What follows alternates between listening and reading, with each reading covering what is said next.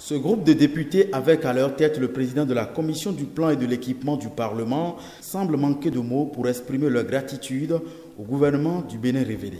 Grâce à la célérité et à la détermination de celui-ci, estime-t-il, le Parlement vient de ratifier l'accord de prêt relatif au financement partiel de la construction et du bitumage de 142,9 km de routes.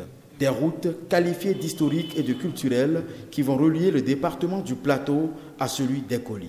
Ces deux dossiers d'abord qui sont très importants par la masse monétaire en jeu, puisque le premier dossier engage à peu près 105 milliards de nos francs et le deuxième dossier relatif à l'eau engage 50 milliards de nos francs. Donc nous parlons en ce moment de 155 milliards de francs CFA. Le projet va coûter 105 milliards environ de francs CFA, financé à 95% par la Banque du Brésil. Il devrait faciliter la mobilité des personnes et des biens le long du corridor Côte d'Ivoire-Bénin-Nigeria. Tous ceux qui ont vécu dans les collines savent les difficultés d'accès à l'eau potable.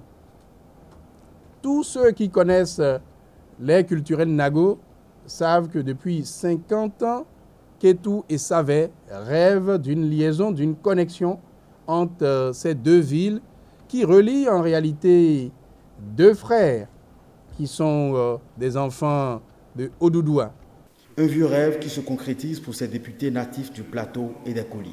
Le président Talon est arrivé au pouvoir et notre zone était considérée comme une zone rouge où on ne l'a pas porté massivement pour venir au pouvoir.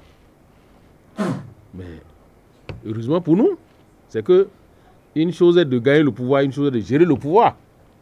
Donc dans la gestion du pouvoir, le président Talon vient de montrer qu'il est le Béninois et qu'il est le président de tous les Béninois. Nous avons longtemps souffert. Nous avons longtemps attendu.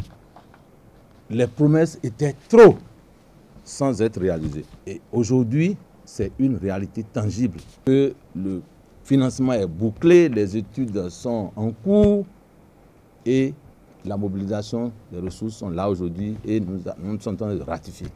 Les conférenciers félicitent également le gouvernement pour avoir mobilisé les fonds pour l'amélioration des services en eau potable et en énergie électrique de certaines régions du pays. Ils pensent que le développement du Bénin en sera impacté avant la fin du quinquennat de Patrice Talon.